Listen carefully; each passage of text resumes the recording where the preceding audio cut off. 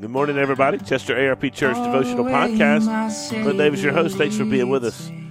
John chapter 9, finishing it up today. Cheers each winding path I tread. Gives me grace for every trial. Feeds me with the living bread. All right, well, thank you so much for being with us today as we jump into the end of John chapter 9. And we will start with John chapter 9, beginning in verse 24. And the story of Jesus healing the man who was born blind.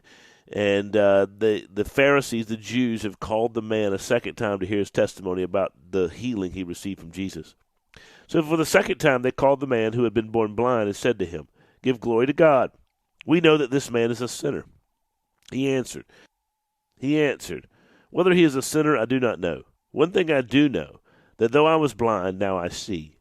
They said to him, "What did he say to you, or what did he do to you? How did he open your eyes?" He answered them, "I have told you already, and you would not listen. Why do you now want to hear it again? Do you also want to become his disciples?" And they relieved him, saying, "You are his disciple, but we are disciples of Moses. We know that God has spoken to Moses, but as far as this man, we do not know where he comes from." The man answered, "Why, this is an amazing thing. You do not know where he comes from, and yet he opened my eyes. We know that God does not listen to sinners, but if anyone is a worshiper of God and does his will, God listens to him. Never since the world began has it been heard that anyone opened the eyes of a man born blind. If this man were not from God, could he do nothing?" They answered him, "You were born in utter sin, and would you teach us?" And they cast him out. Jesus had heard that they had cast him out, and having found him, he said, "Do you believe in the Son of Man?" And he answered, "And who is he, sir, that I may believe in him?" And Jesus said to him, "You have seen him, and it is he who is speaking to you." And he said, "Lord, I believe." And he worshipped him. Jesus said, "For judgment I came into this world, that those who do not see may see, and those who see may become blind." Some of the Pharisees near him heard these things and said to him, "Are we also blind?" And Jesus said, "If you were blind, you would have no guilt. But now that you say we see, your guilt remains." That's the conclusion of this story. Jesus healed this man born blind. The Pharisees are trying to figure out what's going on. Really, they're trying to have a kangaroo court to a certain extent. They refuse, we saw this yesterday, they refuse to believe that Jesus is actually the Son of God. They refuse to believe the miracle that they have seen with their own eyes. This man was born blind. They know he was born blind. They've known him since he was born blind. They've known him and his experience. They've known his family. And yet they chose to refuse, or they chose to not believe the evidence of his now new sight, that it came from Jesus, that Jesus is the one who opened his eyes, that Jesus is from God. They call this guy's family, and the family says, "Listen, you need to ask him. He can speak for himself." And they were afraid. The family was afraid that they would be kicked out of the synagogue if they stood too firmly on their belief in Jesus. And so they call this guy back in a second time. This guy's awesome. I love this testimony, and I love this guy. Because this guy's like, "Look, I've already told you one time what happened, and you chose not to believe me. Why in the world do you think you're going to believe now? Why should I tell you again? Why do you want to know again? Why do you want to hear my testimony again? You didn't believe me the first time." He's from God. And they say, "Oh, but we're from Moses. We know that God has spoken from Moses." Interestingly, they tell the man when they bring him in for testimony, they say, in essence, "Give glory to God." It's swear him to an oath. Give glory to God. This man is about to give glory to God. The irony of the story is that he is giving glory to God when they are not. They say, "Oh, but we believe in Moses.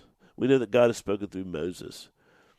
And the man says, "Listen, I can't only tell you what happened to me. I don't know where this guy came from, but I'll tell you this much. He opened my eyes, and never in human history has a man opened the eyes of a blind man, a man born blind. And so, he has to be from God because he's able to open my eyes. If he weren't from God, he wouldn't be able to open my eyes. I can tell you that the testimony is certain. I was blind, but now I see. Right? That's all I know. I think to a large degree that's the testimony of a Christian. The testimony of a Christian is, listen, I was a sinner and I'm saved by grace. I was this and now I'm here. I didn't deserve anything that I've been given, but God has been gracious to me and given me many blessings. All I can tell you is I was, in a sense, spiritually blind, but now I see who He is. That's a testimony of our lives, and that's what we should be able to state when we are called upon to give an account for the hope that was within us, if we use Jude's language. Right? So the idea here is we've got to give an account for the hope that is within us. Listen, I was blind, and now I see. You guys are the ones who are having a hard time with this. This isn't on me. I'm just telling you what happened. I'm just testifying to the fact that I was blind. Now I see. This man put mud on my eyes. He opened my eyes. Whether I don't know where he came from. I don't know anything about him. But I tell you this much: only God can do it. And if He can do it, He came from God. And I'm giving glory to God. And these guys, these Pharisees, say, kill me, man. They refuse to acknowledge their own sin, and they refuse to acknowledge their own blindness. And they just look at him, and this happens, right? When you get beat, you're beat in a debate, or when you have no retort to the evidence that is before you. You just say things like, "Well, you're a sinner, and you were born in utter sin. Because if you weren't, you were born in utter sin. Because if you weren't, you wouldn't be blind. You were born blind. Who are you to teach us?" Like, what in the world? But that's where people are. What we see in our society today, that everything degenerates into a fight and name calling, because people don't have enough intellect, and they don't have enough gumption, and they don't have enough fortitude to maintain the course in their argument, and they realize they've been beat, so they just throw up, and in their anger they just say, "Well, you're a sinner. Who are you to teach us? Get away from us." Right? So they're abusing their power. They are refusing to believe the truth. They are incapable of having a legitimate discussion and argument with the man.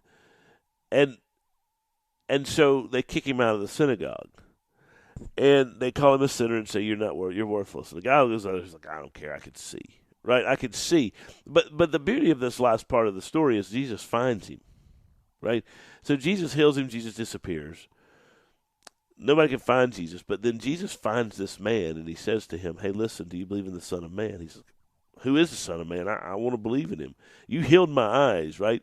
Of course I want to believe in Him if you've told me that." And Jesus says, "I am He." And he says, "I believe." And he follows Christ. And one of the Pharisees hears him and says, well, what do you mean that we are condemned because we can't see? And he said, "No, if you were blind, you would be left in you'd be innocent, but now that you can see, your guilt remains." In other words, if you see Jesus, you reject Jesus, you're guilty, and that is the unpardonable sin, the rejection of Christ. And so he says, if you've rejected me, then your guilt remains, and judgment will come.